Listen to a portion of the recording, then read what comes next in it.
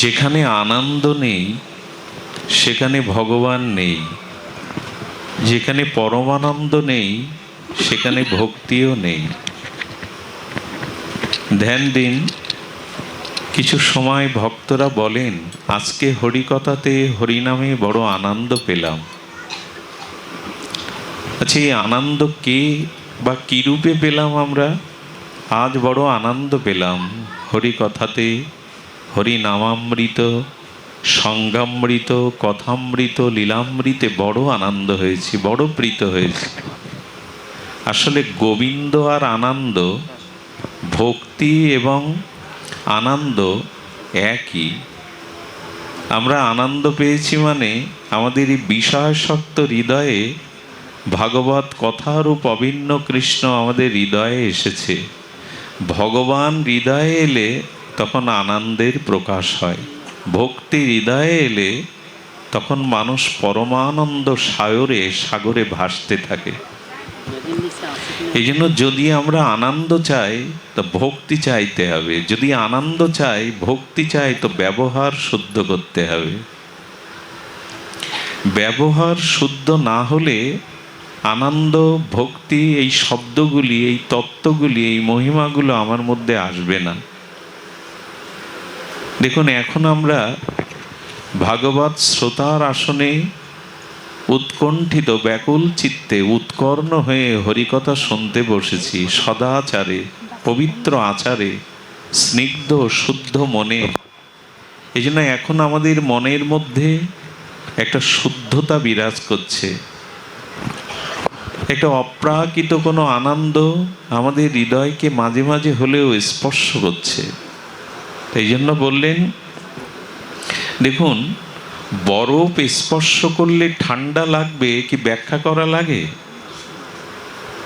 বরফকে স্পর্শ করলে শীতলতা পাওয়া যায়, এটা ব্যাখ্যা করার বিষয় না, এই অনুভূতি সকলেই পেতে পারে।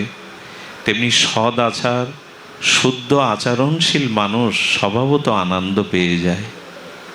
ভক্তির স্পর্শে মানুষ পরমানন্দ সুখ পায়।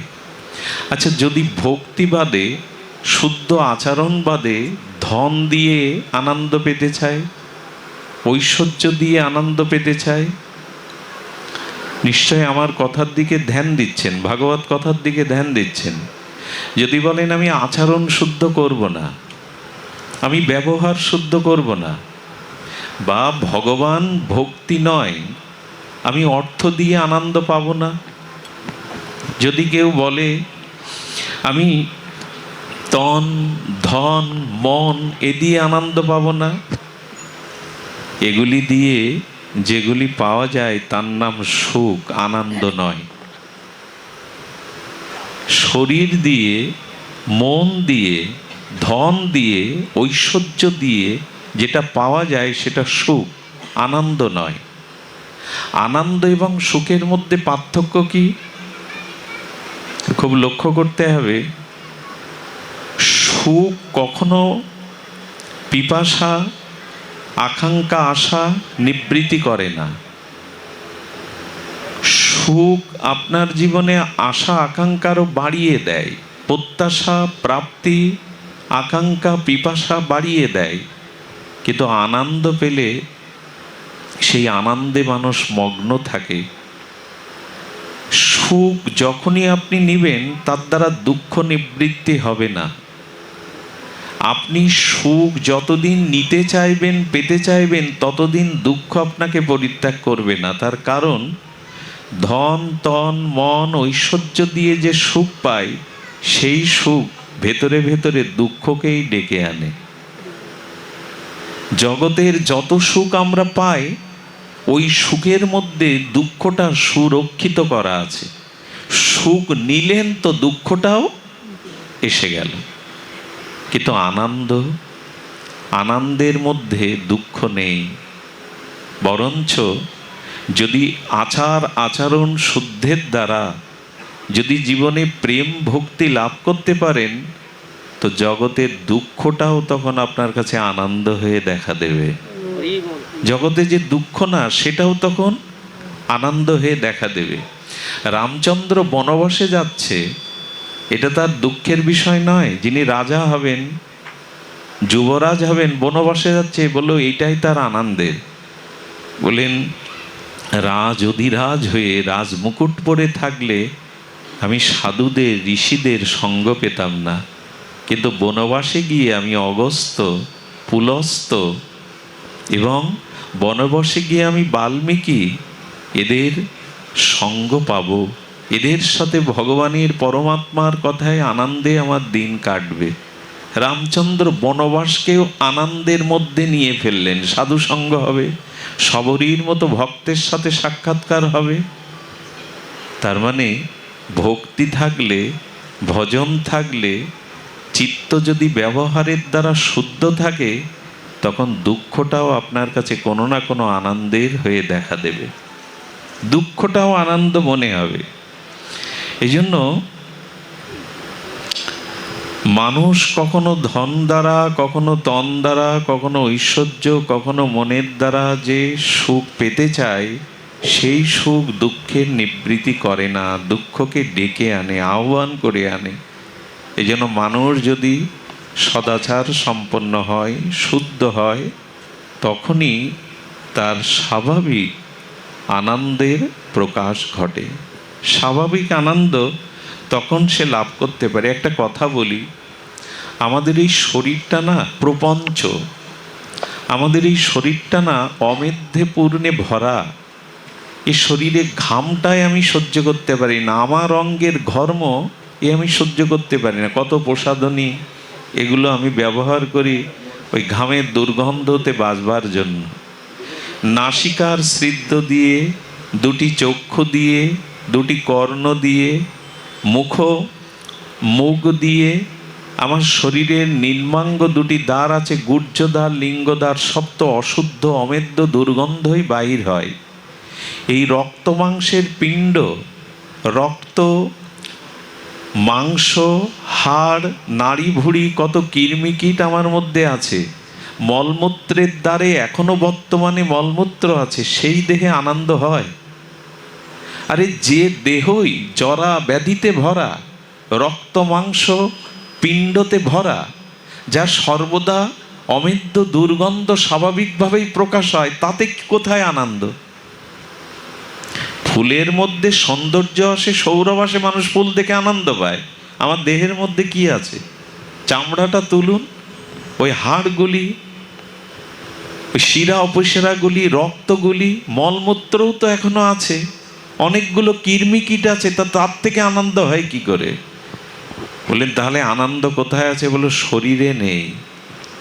এই শরীরটাকে যদি আচরণের দ্বারা, ভজনের দ্বারা শুদ্ধ করতে পারো, পবিত্র করতে পারো।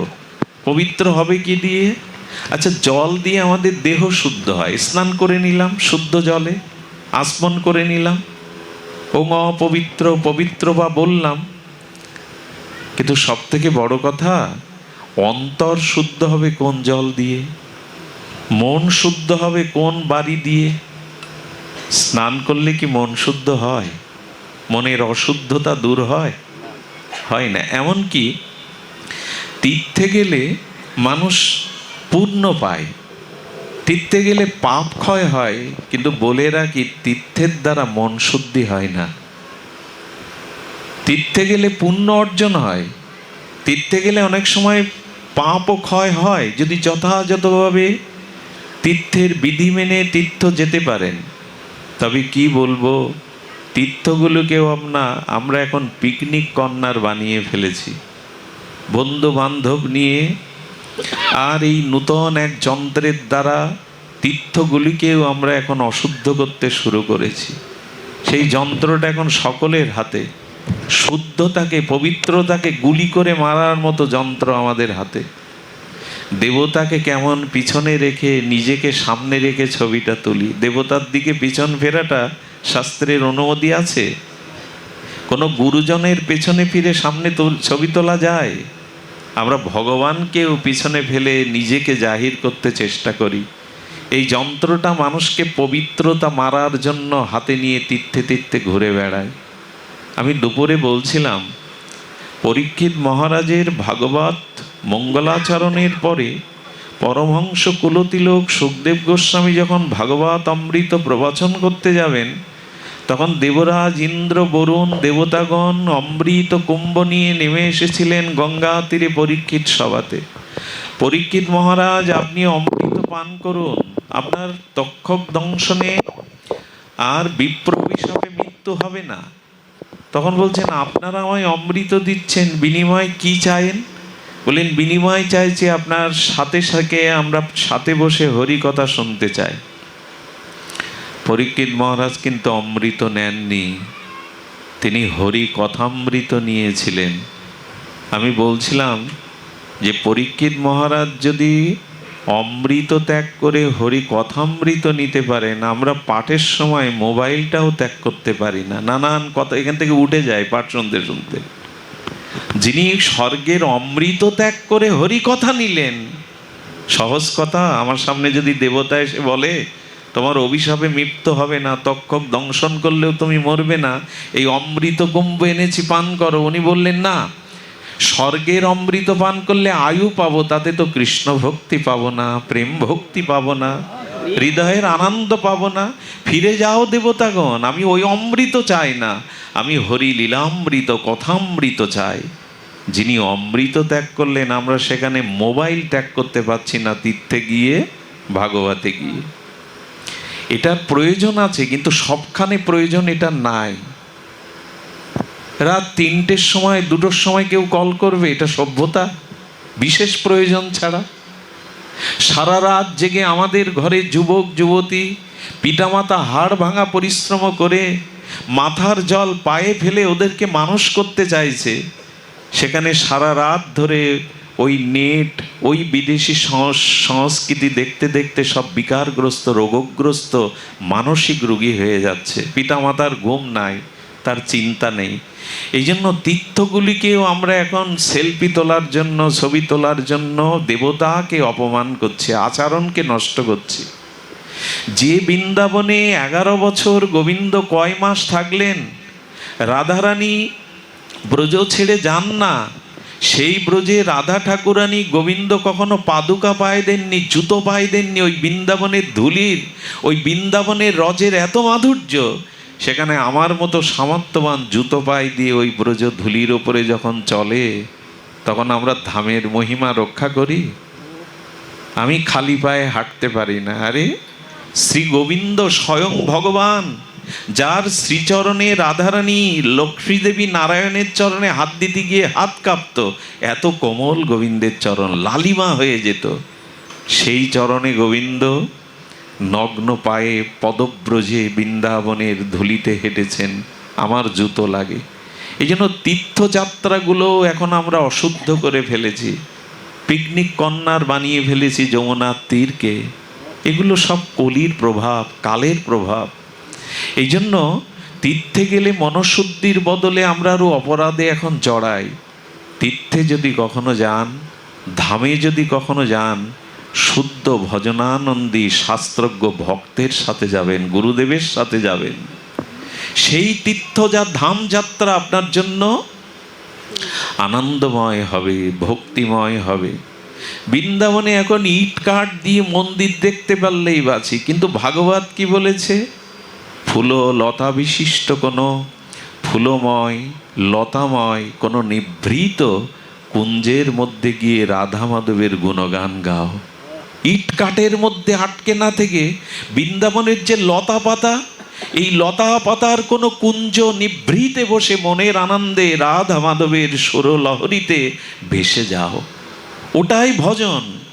মন্দির দেখতে ব্যস্ত, বড় বড় মন্দির, যেখানে মন্দির দেখতে আপত্তি নাই, কিন্তু বনের নিকুঞ্জ লতা পাতার মধ্যে কি প্রাণ ভরে একবার রাধা মাধবকে ডেকেছেন? প্রাণ ভরে একবার রাধা মাধবকে ডেকেছেন যে ওখানে কি আনন্দ? ব্রজের 4টি জিনিসের কাছে যাবেন যদি ব্রজে যান। একটু বলে দিই, যদি বৃন্দাবনে যান, ধামে যান, 4টি জিনিস এখনো সেখানে সাক্ষাৎ আছে। প্রথমত ব্রজের রেণু, ব্রজের ধুলি, ওটা চলে যায়নি। ওই রেণুতে মাধবেন্দ্র পরিপাত, নিত্যানন্দ প্রভু, শ্রীকৃষ্ণ চৈতন্য প্রভু এবং কত হাজার হাজার লক্ষ লক্ষ মহাত্মা, সিদ্ধ মহাত্মা, সদাচারী শুদ্ধ ভক্তগণ সাক্ষাৎ রাধা মাধবের ওই ধুলি মিশানো বৃন্দাবনের ধুলি গোবিন্দ নিয়ে যাননি। অভিন্ন ধাম ও চিন্তামণি স্বরূপ নবদ্বীপের ধুলি, শ্রীধাম বৃন্দাবনের এই ধামের ধুলি এখনো ধুলি আছে। বহু মান্যতা দিয়ে ওই ধুলি অঙ্গে মাখবেন। ওই ধুলি উড়ে আসার জন্য অঙ্গ পেতে দেবেন, কারণ ওই ধুলিতে কিছু অনুরাগ মিশানো আছে, ওই ধুলির মধ্যে কিছু রাগ ভক্তি মিশানো আছে। তবে ভক্তি ভরে ধুলিকে অঙ্গে মাখতে হবে। কেন জানেন? স্বয়ং ব্রহ্মা 60,000 বছর তপস্যা করে বললেন, ব্রজের ধুলি হওয়ার যোগ্যতা গোবিন্দ আমার নাই, আমি ব্রজের ধুলি হওয়ার অধিকার রাখি না। তো ব্রহ্ম কি হতে চাও? বলে একটা ঘাস করে জন্ম দাও, যাতে ওই ধুলি উড়ে এসে আমার বক্ষে পড়ে। সেই ধুলিকে পায়ে পাদুকা পরে আমরা অপমান করছি। স্বয়ং ভগবান পাদুকা নেননি, আমি নেচ্ছি। এই জন্য খবরদার, নেশায় পড়ে সঙ্গী সাথীর পড়ে এভাবে ছুটে যাবেন না। ব্রজে যাওয়ার আগে 4টি জিনিসের মহিমাকে যথাযথ মান্যতা দিবেন। দ্বিতীয় হলো যমুনা, কালিন্দী যমুনা, এখনো সেই যমুনায় বইছে। অনেক বাবাজি কি করে জানেন? দেখুন তাদের ভজন, ওই কালিন্দীর কূলে যেখানে গোবিন্দ রাধারানী ব্রজ সুন্দরীগণ জল কেলি করেছেন, অনেক বাবাজি আছে মাদুকরের রুটিটা যমুনার জলে ভিজিয়ে পায়। কেন জানেন? হে যমুনে, তোমার শ্রীঅঙ্গে, হে কালিন্দী, তোমার শ্রীঅঙ্গে গোবিন্দের বিধৌত চরণামৃত এখনো রয়েছে, রাধারানীর চরণামৃত, গোপীদের চরণামৃত রয়েছে, তারা পান করে। ভেতরে আসুন, চরণামৃত তারা পান করে। তো এই জন্য প্রথমে গিয়েই যমুনাকে স্মরণ করবেন। হ্যাঁ, আমি একবার আমাদের নিয়ম সেবা কার্তিক ব্রত মাসে ব্রজে গেলাম। তা আপনারা জানেন ট্রেন যাত্রায় কতটা ক্লান্ত হতে হয়। তো ট্রেন যাত্রায় ক্লান্ত হয়ে জ্বর অবস্থায় কালিন্দীতে নেমেছি। প্রবাহিনী গোবিন্দের প্রেমের তরঙ্গ, রাধারানীর ভাব তরঙ্গ কালিন্দীতে নেমে যেই একটা ডুব দিয়েছি না, ডুব দিয়ে উঠে যেন মনে হলো আমার এই পথ ক্লান্তি শ্রান্তি আর নেই। পরমানন্দে অঙ্গ নয়, হৃদয়টাও যেন শীতল হয়ে গেল। তীর্থে গিয়ে, ধামে গিয়ে আমাদের কি হয়? তীর্থে ধামে গেলে মনশুদ্ধি হয়, ভক্তি হয়, কিন্তু এই জিনিসগুলোর শরণাপন্ন হতে হবে। কয়টি বললাম আমি? ব্রজের ধুলি, দ্বিতীয়ত যমুনার জল, যমুনার বারিধি, কালিন্দীর বারিধি, ওটা গোবিন্দ রাধারানীর গোপীদের চরণামৃত।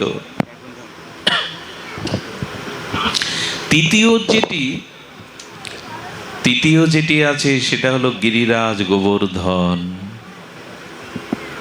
আজও গিরিরাজ গোবর্ধন ব্রজধামের ভূষণ হয়ে লক্ষ লক্ষ জীবকে আহ্বান করছে, এসো এই গিরি গোবর্ধনের তটে এসো, গিরি গোবর্ধনের পরিক্রমা করো।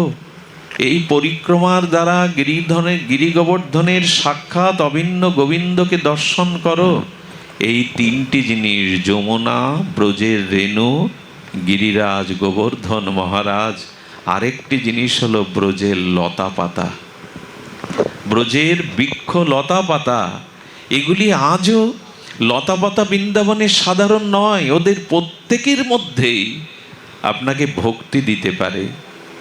এই জন্য তীর্থযাত্রাকে যেন অপরাধের আর বাতাবরণ তৈরি করবেন না। শুদ্ধ ভক্ত সঙ্গে, শ্রীগুরুর সঙ্গে, মহাত্মাদের সঙ্গে যাবেন। তাদের সাথে গেলে এই অপরাধের জাল আমাদের আর জড়ানো হয় না। সেখানে নিরপরাধ থাকতে পারি। বলার অভিপ্রায় হলো এই রক্ত মাংস পিণ্ড অমেধ্য দুর্গন্ধময়, এই পুজোময় রক্তময় মলমূত্রময় দুর্গন্ধময় নাড়ি ভুড়ি কিরমিকেটে ভরা এই শরীরে আনন্দ কোথায়? এই শরীরে আনন্দ কোথায়? কিন্তু শাস্ত্রে বলছেন যে তীর্থে গেলে পাপ ক্ষয় হয়, পূর্ণ হয় বটে, তবে মনের শুদ্ধি হয় না। মনের শুদ্ধি হয় সাধু সঙ্গ, ভগবানের হরি কথাতে, ভগবানের কথাতেই মনশুদ্ধি হয়। এই জন্য যারা সাধুরা ধামে যান, তারা যেখানে সাধুগণ, যেখানে মরমী রাধারানীর প্রিয় অনুরাগ হৃদয় চিত্তে রেখে ভজন করছেন, সেখানে হরিকথা শুনতে বসে যান। এই জন্য তীর্থে গেলে পূর্ণ হয়, পাপ ক্ষয় হয়, কিন্তু মন শুদ্ধি হয় এমন নয়। গঙ্গা স্নান করলে দেহ শুদ্ধি হয় বটে, কিন্তু অনেক জন্মের দুর্বাসনাময় অপরাধময় পাপের ভরা মন, এটি সবসময় শুদ্ধ হয় না। শুদ্ধ হয় সাধু সঙ্গে, শুদ্ধ হয় হরি কথামৃতে। এই দেহকে শুদ্ধ করতে হবে। এই দেহেই আনন্দ আসবে, এই দেহেই প্রেম ভক্তি আসবে। এই মলমূত্র অমেদ্যপূর্ণ এই শরীরের মধ্যে পরমানন্দ উপলব্ধি হবে। এই জন্য বলছে আচার আচরণ শুদ্ধ করো, ব্যবহার শুদ্ধ করো। দেখুন, ব্যবহার শুদ্ধ আমাদের আজ নাই। খাওয়া দাওয়া, পোশাক আশাক, কথা বলা চলা, সবখানেই আমরা শুদ্ধ শাস্ত্রীয় আচার করতে পারছি না। অনেকেই আমার মতো মাদিস্য জিহ্বা, সবখানেই একটা অশুদ্ধতার ছোঁয়া। এই জন্য আমাদের চিত্ত আজ বলো কলুষ হয়ে গেছে, আমাদের মন এত সংকীর্ণ হয়ে গেছে, আমাদের মধ্যে উদারতার এত অভাব কেন জানেন? সব কিছু অশুদ্ধ জিনিস গ্রহণ করছি আমরা। শুদ্ধতার পরিচয় আজ আমরা নিতে পারছি না। একটা দৃষ্টান্ত দেই। রামচন্দ্রের যজ্ঞ করার জন্য গুরুদেব বশিষ্ঠদেব বলছেন, রাম, সীতা বনবাসে, এখন যোগ্য পত্নী বামে না থাকলে যজ্ঞ করা যাবে না। তুমি, আমার আদেশ, আমি গুরুদেব, আমি বলছি তুমি দ্বিতীয় পত্নী গ্রহণ করো, দ্বিতীয় স্ত্রী গ্রহণ করো। খুব ধ্যান দিয়ে শুনুন, শুদ্ধ ব্যবহার কাকে বলে, শুদ্ধ আচরণ কাকে বলে। রামচন্দ্র করজোরে বললেন, গুরু আজ্ঞা মস্তকে ধারণ করা উচিত, কিন্তু গুরুদেব, আমি যে সীতাকে ছাড়া জগতের প্রত্যেক রমণীকে মা বলে জানি। দেখুন শুদ্ধতা কোথায় আসে। রঘুপতি রাম বলছেন, আমি সীতা ব্যতীত কোনো রমণীকে মাতৃস্ত্রী ছাড়া দেখি না। মাকে বিবাহ করব কি করে, দ্বিতীয় পত্নী কি করে নেব? বলে যজ্ঞের প্রয়োজনে নাও। আচ্ছা, তোমার পিতা দশরথ, তিনি তো 3টা বিবাহ করেছেন, আর তখন বহু বিবাহের প্রচলন ছিল। তুমি অযোধ্যার চক্রবর্তী সম্রাট দশরথের পুত্র, তোমার দ্বিতীয় বিয়েতে তো আপত্তি নেই শাস্ত্রে বা তোমার বংশ পরম্পরায়। রামচন্দ্র পিতার দিকে, ওই দৃষ্টান্তের দিকে তাকালেন না। কেন জানেন? পিতার বিচার করার দায়িত্ব পুত্রের নয়। আজ আমরা বড় হয়ে গেছি পিতার থেকে। তুমি বোঝো না, তুমি পাগল, তোমার সিদ্ধান্ত এখন অচল, এগুলো সুপুত্রের কথা না। জগৎ ধ্বংসের, পরিবার ধ্বংসের কারণ হলো আচার্য গুরুদের আদেশকে আমরা এখন মূল্যায়ন করি না। আচ্ছা, রামচন্দ্র যখন বনবাসে যায়,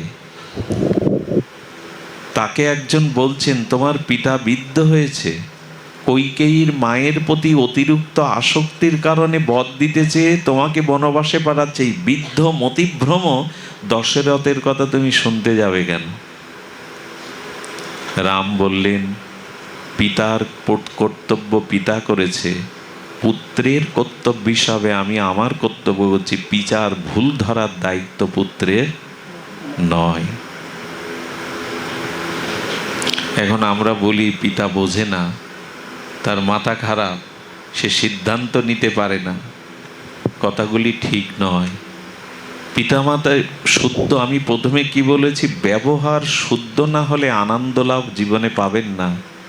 ব্যবহার শুদ্ধ না হলে ভক্তি কখনো পাবেন না।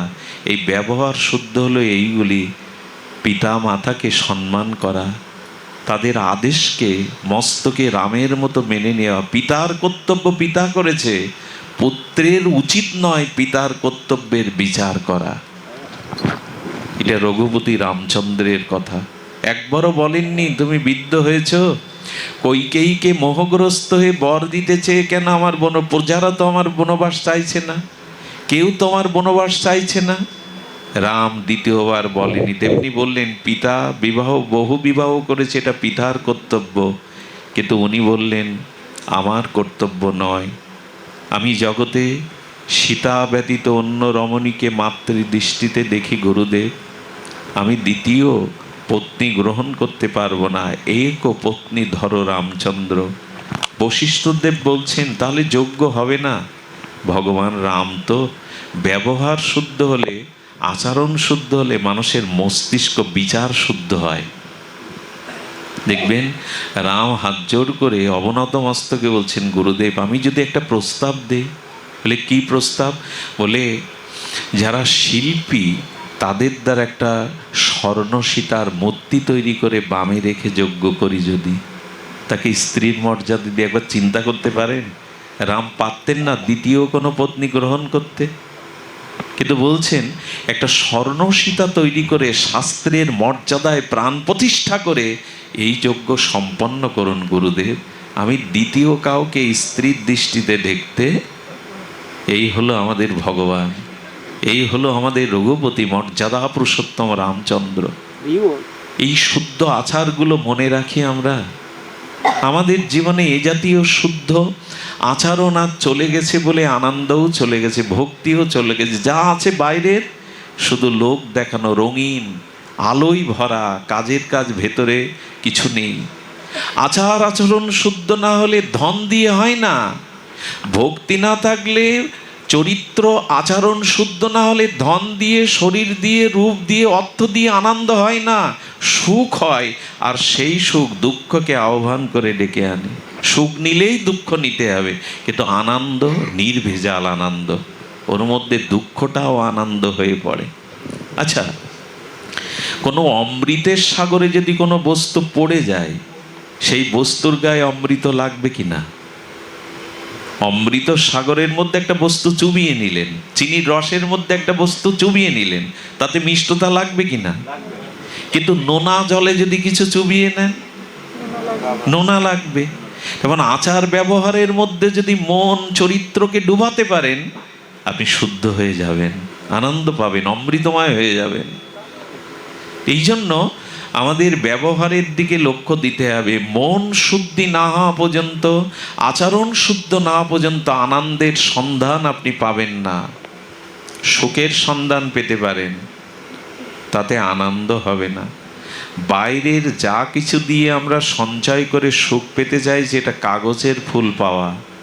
আর আচরণ শুদ্ধ করে, চরিত্র শুদ্ধ করে ভজনের দ্বারা যে আনন্দ পাওয়া যায়, সেটা প্রকৃতির স্নিগ্ধ শিশির সিক্ত ফুলের মতো। কাগজের ফুল অনেক দিন থাকে, অনেক দিন ধরে থাকে, কিন্তু কাগজের ফুলে সুবাস, সুগন্ধ, প্রাকৃতির নির্যাস থাকে না। সেটা প্রকৃতিজাত শুদ্ধ ফুলের মধ্যে থাকে। তো সুধীজন, এই জন্য বললেন এই শরীরটাও শুদ্ধ করা যায়, পবিত্র করা যায় আচার ব্যবহার শুদ্ধ হলে। আচার ব্যবহার শুদ্ধ হয়, বেদে 4টি মন্ত্র বলেছেন, একটু ধ্যান দিয়ে আমরা আস্বাদন করি। মাতৃ দেব ভব, মাকে সম্মান করো, মাকে পূজা করো, মাকে দেবীর আসনে বসাও, মাতৃ আজ্ঞাকে পালন করো। শত তীর্থের গঙ্গার জল পান করার আগে মায়ের চরণ জল করে পান করো। এটি যদি করতে পারো, তোমার জীবনে আচরণ শুদ্ধতা আসবে, আচরণ শুদ্ধতা আসবে। মাতৃভক্তি এমন একটি বস্তু, তার আশীর্বাদে তোমার চিত্ত, তোমার মন শুদ্ধ হবে। দ্বিতীয় হলো পিতৃদেব ভব। রামচন্দ্রের দৃষ্টান্ত আপনাদের মাঝে বললাম। পিতৃদেব ভব, পিতাকে, তার আদেশকে সম্মানের সহিত প্রতিপালন করো। তৃতীয় হলো অতিথি আচার্য দেব ভব, গুরুজনদেরকে শ্রদ্ধা করো, গুরুবর্গকে সেবা করো। গুরুজনকে অন্তত সেবা না করতে পারো, সম্মান করো, মর্যাদা দাও। তোমার থেকে যে জ্ঞানে, বিজ্ঞানে, সাধনে, চরিত্রে, বয়সে শ্রেষ্ঠ এই গুরুদেবকে, আচার্যদেরকেও সম্মান করো। কি বলবো, এখানে অনেক পুরানো দিনের মানুষ আছে যারা শিক্ষককে গুরুর মতো, শিক্ষক আসছে দেখে সাইকেল থেকে এখনো অনেক লোক নেমে যায়। শিক্ষক আসছেন, সাইকেল থেকে নেমে এক জায়গায় দাঁড়ায়, গুরুদেবের সামনে মোটর সাইকেল গ্যাস দিয়ে চলে যায় না, দাঁড়ায়, দাঁড়িয়ে হাত জোর করে দাঁড়িয়ে থাকে। এগুলি এখনো দেখা যায়। এখনো পুরনো দিনের ঠাকুরমারা এক রাশ ঘোমটা টেনে রাস্তার পাশ দিয়ে গুরুজন যেতে গেলে তার ছায়াটা মারাবে না বলে দাঁড়িয়ে থাকে। এ দৃশ্যগুলো এখন কম দেখা যায়, কিন্তু এগুলি পুরানো দিনের মানুষের এত ভাগবত অনুষ্ঠান, এত শাস্ত্র জ্ঞান না থাকলেও পরম্পরা ধারার একটা তাদের ভিতরে এই শ্রদ্ধাবোধ ছিল, গুরুজনকেই মান্যতা। এখন আর কি বলবো, শিক্ষকের সাথে এখন ক্যারামও খেলে ছাত্র, শিক্ষকের সাথে এখন আড্ডাও দেয়। ধীরে ধীরে একটা কালের বিবর্তনে, সময় বিবর্তনে আচার্য দেবভব বেদের এই মন্ত্র আমরা আজকে অশুদ্ধ করে ফেলেছি। শ্রেষ্ঠ গুরুজনের আগে কখনো চলবেন না, গুরুজনের পশ্চাৎপাদ হয়ে চলুন, তাদের আশীর্বাদ পাবেন। আমরা সবাইকে পেছনে টেনে এগিয়ে যেতে চাই, এই জন্য তো আমরা বড় পিছিয়ে পড়ছি। এগিয়ে যাচ্ছি বলা যাবে না, এগিয়ে যাচ্ছি ভৌতিক উন্নতিতে, গাড়ি বাড়ি বিদ্যুৎ, আর কত কি এগিয়েছি যান্ত্রিক সভ্যতায়, মানবিক গুণাবলীতে আমরা পিছিয়েছি, এ কথা বলতেই হবে। যন্ত্রের দ্বারা, প্রযুক্তির দ্বারা আজ আমরা এগিয়েছি। আচার্য পিতা মাতার শ্রদ্ধা, এ থেকে পিছিয়েছি। এই জন্য শ্রেষ্ঠ যদি বলেন বিল্বমঙ্গল, এত দূর থেকে এসেছি তোমার কাছে এই কথা শুনতে, আরে পিতামাতাকে ভক্তি করো, আচার্যকে ভক্তি করো, কে না জানে, কি তোমাকে ডেকে এনে শোনার কথা? অনেক বড় বড় কথা বলে কি হবে যদি ঘুল্লমূল্য অ কথা না লিখতে শিখি? তবে অত বড় বড় বিদ্যা নিয়ে কি করব? আগে তো অ খকার সাথে পরিচয় হতে হবে, ব্যঞ্জন বর্ণের সাথে, স্বরবর্ণের সাথে, তারপরে তো উচ্চ শিক্ষা, উচ্চ বিদ্যা। আগে তো হাতে ঘড়িটা মাস্টার মশাইয়ের কাছে দিতে হবে, আগে তো অ কখা লিখতে শিখতে হবে, তবেই তো উচ্চ বিদ্যালয়ের ডিগ্রি পাবো। এই প্রাথমিক কথাগুলি আজ নষ্ট হয়ে গেছে। আচার্য দেব ভব, গুরুজনদেরকে শ্রদ্ধা করো। হ্যাঁ, আর বলছেন মাতৃদেব ভব, পিতৃদেব ভব, আচার্য দেব ভব, অতিথি দেব ভব। এই একটা জিনিস এই সনাতন হিন্দুর ঐতিহ্য ছিল, যেটা বড় অতিথি পরায়ণ। আজও আপনাদের এই গোপালগঞ্জ, মকসেদপুর, এই যত পল্লী গ্রাম অঞ্চলে যাবেন, এখনো ওই জিনিসটা আছে। একটু পা ধোয়ার জল এগিয়ে দেওয়া, একটু প্রদীপটা জ্বালিয়ে এগিয়ে আসা, সাধু এসছে, অতিথি এসছে, একটা কাপড় পেতে দেওয়া, এক গ্লাস। দেখুন, অতিথি দূরে আসলে অতিথিকে নারায়ণ ভেবে, যার ঘরে কোনো খাদ্য নেই, ফলমূলও নেই, তবু একটু সেবা করবেন। তিনটে জিনিস আপনার ঘরে আছে, একটা হলো বসবার আসন, এক গ্লাস শীতল জল, একটা বাতাসা, আর একটু মিষ্টি ব্যবহার। এ কার কাছে নেই, কার ঘরে নেই? মুখে বলছি অতিথি দেব ভব, অতিথি নারায়ণ, মুখে বলিয়া ওড়াচ্ছি। বেদের এই মন্ত্র, বেদ আমাদের জানিয়েছেন কত পূর্বে। আচ্ছা, অতিথি কেউ গিয়ে এলে তো এই তিনটি জিনিস করতে পারি, একটু বসতে বলা, একটা আসনে গিয়ে দেওয়া। দ্বিতীয় হলো এক গ্লাস শীতল জল একটু তাকে দাও, আর একটু মিষ্টি, কপটতা শূন্য হাস্যোজ্জ্বল মুখে তার সাথে ব্যবহার করো।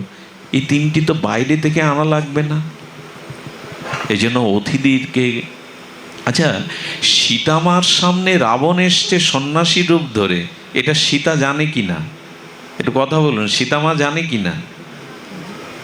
জানে না। সীতামা জগৎলক্ষ্মী, ভক্তির অধিষ্ঠাত্রী দেবী, তিনি জানে না যে তার দুয়ারে সন্ন্যাসীর বেশে রাবণ এসছে? বলে, মা জানো যদি, তা বিপদ ডেকে আনলে কেন? তাকে ভিক্ষা দিতে দিলে কেন? বাইরে, গণ্ডির বাইরে না বাড়ালে তো দুষ্ট রাবণ তোমায় হরণ করতে পারত না। সীতামা বললেন, আমি ধর্ম পালনের জন্য সব করেছি। এই দেখুন কি কথা গো, রামায়ণ শিক্ষা দিচ্ছে। সীতামাকে বলছে, তো তুমি ধর্ম পালন করতে গিয়ে তো বিপদে পড়লে, দুষ্ট রাবণ তোমাকে হরণ করলো।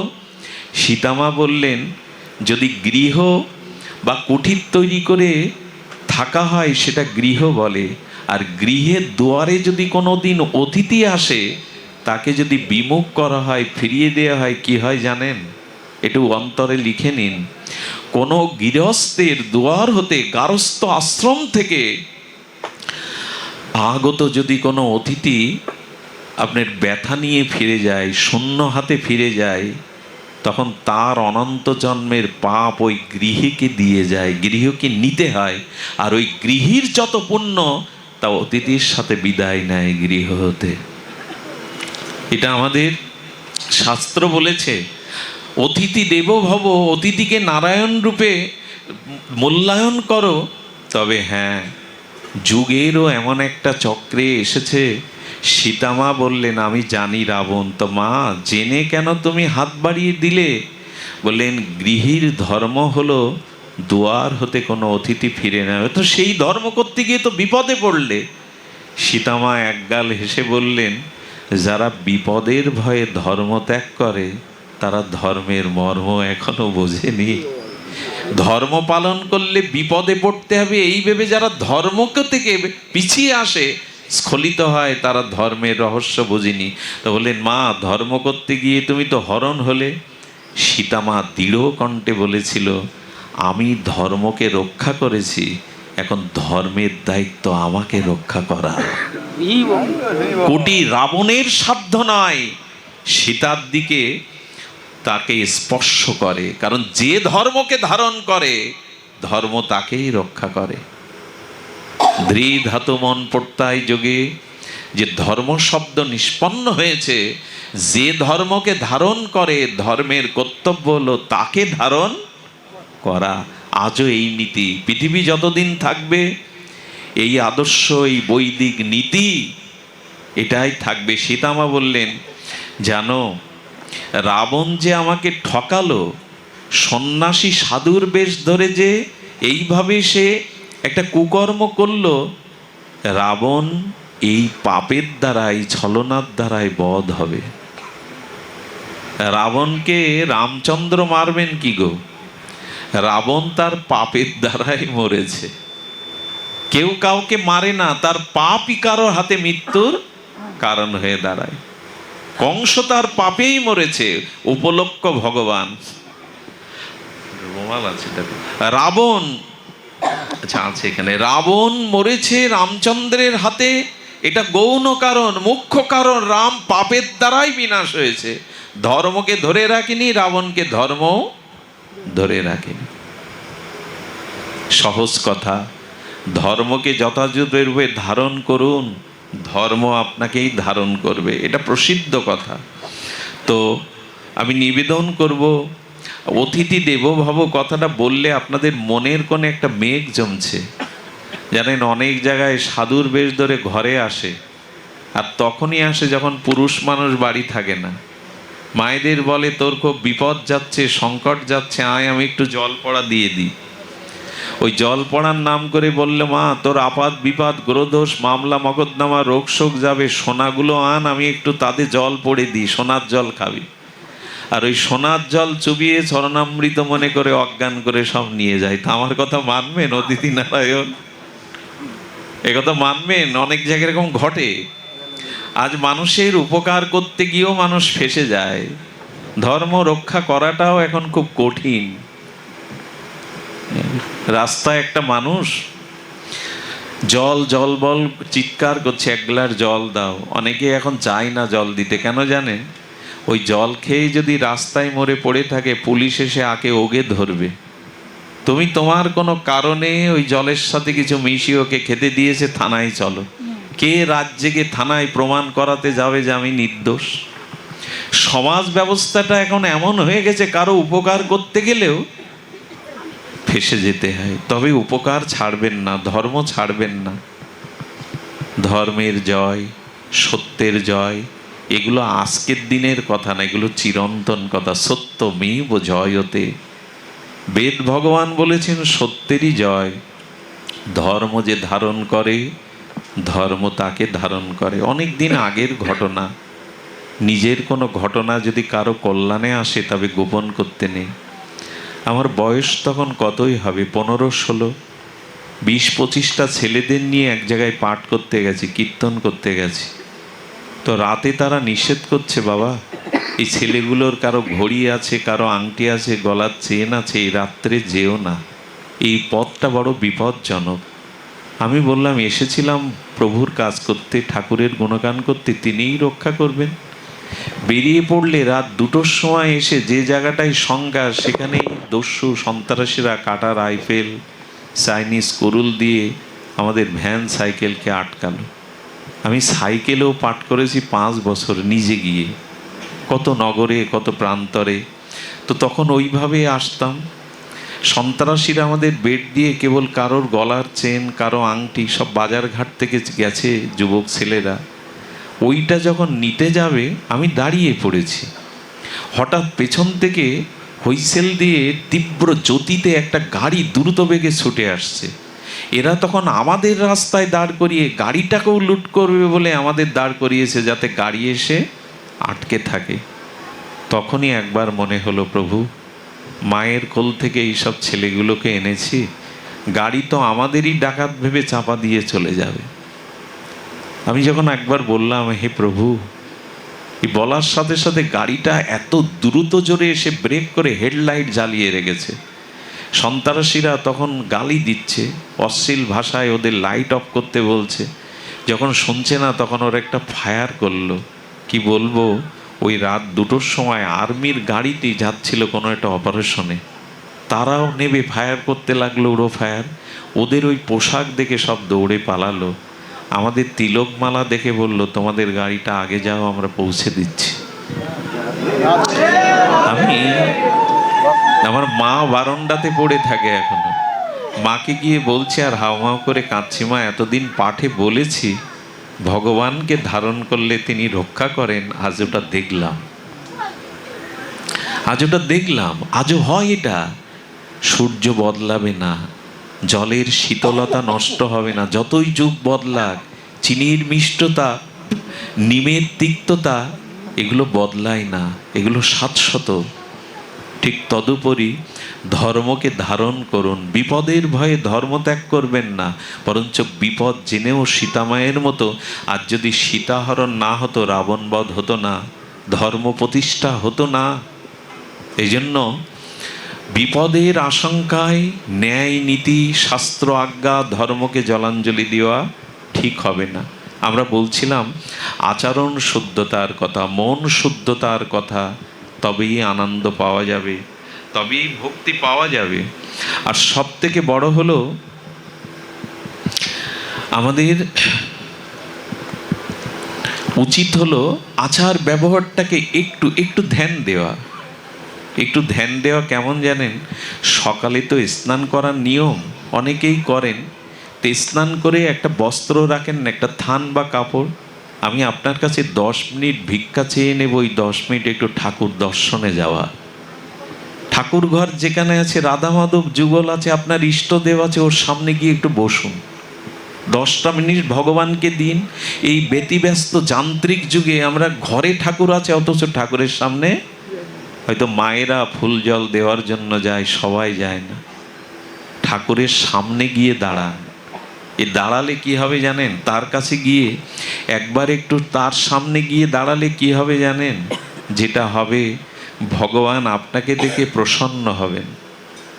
ভগবান আপনাকে দেখে প্রসন্ন হবেন এবং ভগবান বললেন, আমার সামনে এলে কি হয় জানো?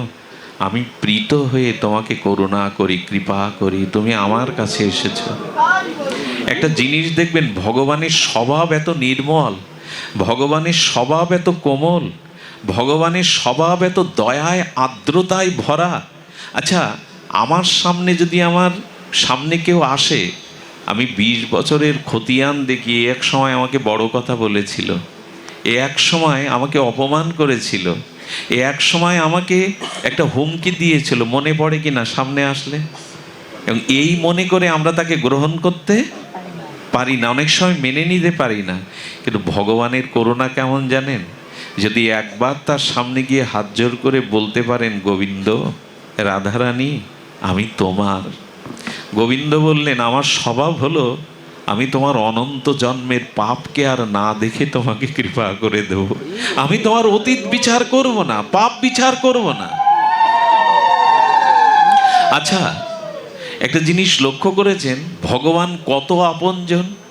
আচ্ছা, আমাদের অতীত জীবনে যত নোংরামি, যত পাপ, যত গোপন কাজ আমরা করেছি, আমার এই গোপন পাপ অশ্লীল কর্মগুলো যদি আমি স্ত্রীকে, পুত্রকন্যাকে, পিতামাতাকে বলি, তারা আগের মতো আমাকে ওই দৃষ্টিতে দেখবে?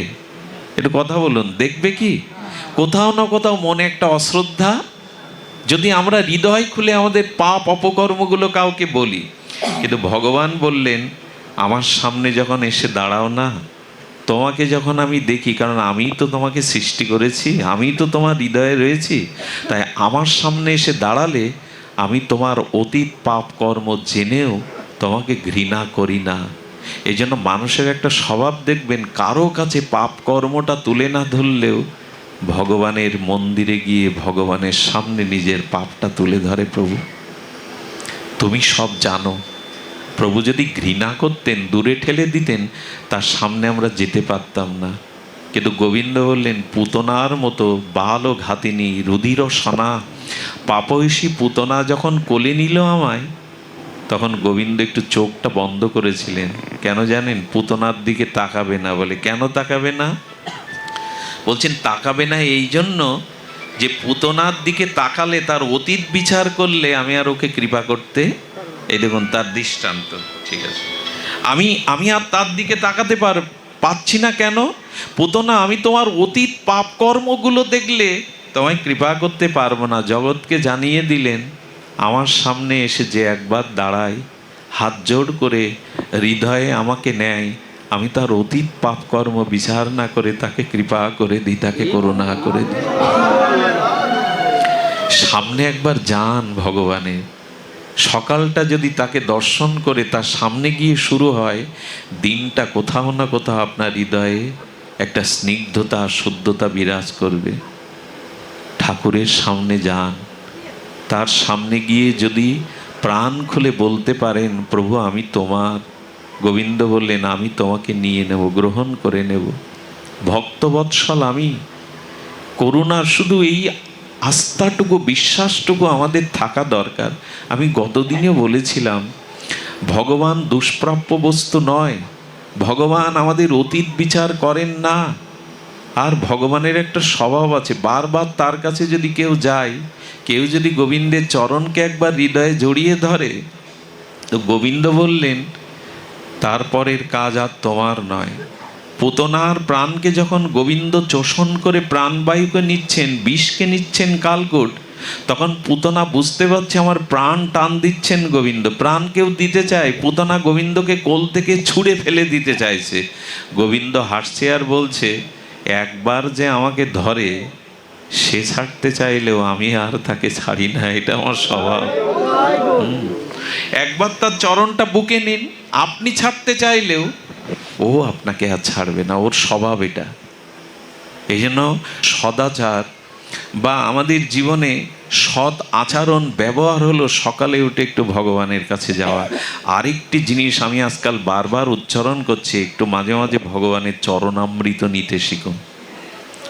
ওই যে তাম্বুল কুণ্ডে তুলসী পাতা দিয়ে যে আসমনের জল দেয়া হয় ভগবানকে, ওই তুলসী স্পর্শকৃত চরণামৃত না, অনেক ব্যাধির থেকে আপনি মুক্তি থাকবেন, অকাল মৃত্যুর থেকেও আপনি ত্রাণ পাবেন।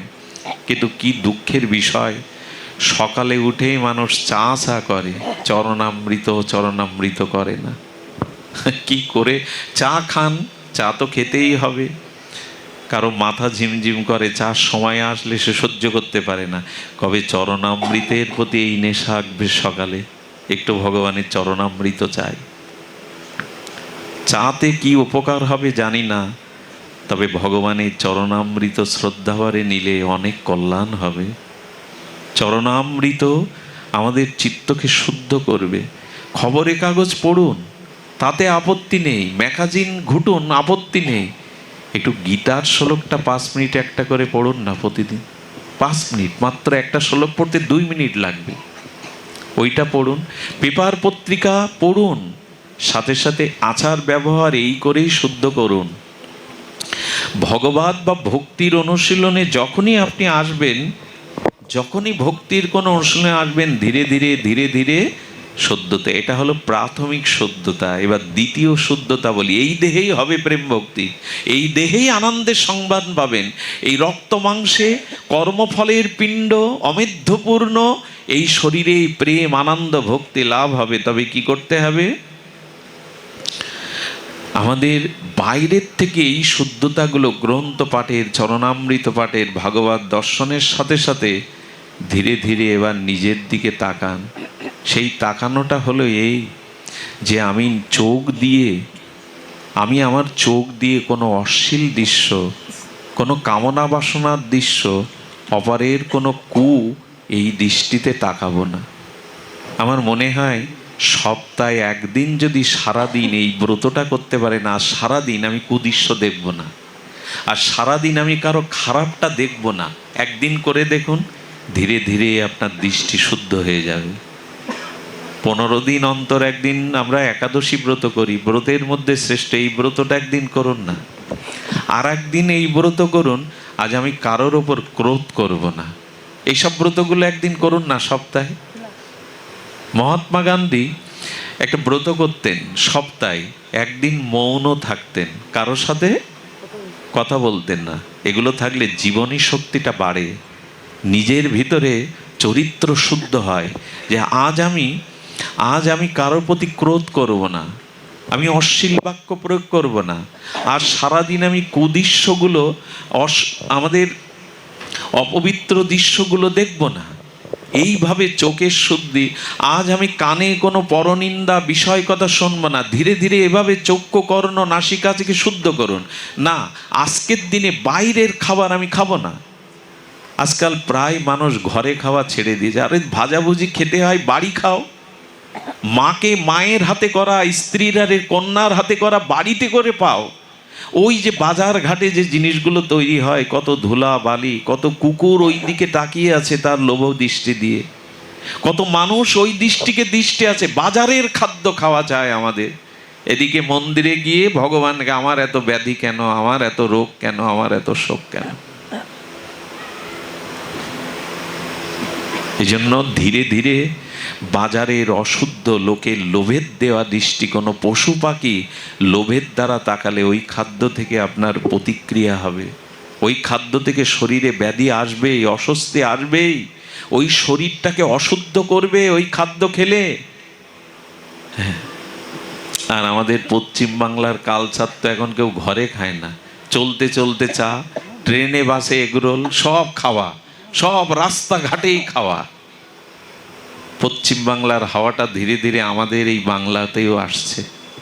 হ্যাঁ, আমাদের এই দিকে বিজয়ার দিনে মায়েরা কেমন করে সিঁদুর দিত।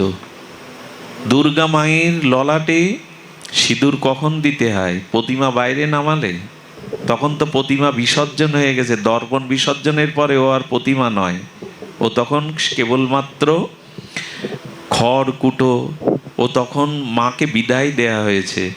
যাত্রা মঙ্গলের আগে, দর্পণ বিসর্জনের আগে মায়ের প্রসাদী সিঁদুর নিতে হয়। এবং অবাক হয়ে দেখি কিছু ছেলেদের তুলে দেওয়া হয়, ছেলেদের কাছে সিঁদুরের কৌটো মা দিচ্ছে, আর সেই সিঁদুর মার কপালে কখনো সিঁদুর দিতে পারে সন্তান? এই অসভ্যতাগুলো এখন আমাদের মাঝে চলে আসছে পশ্চিম বাংলা থেকে।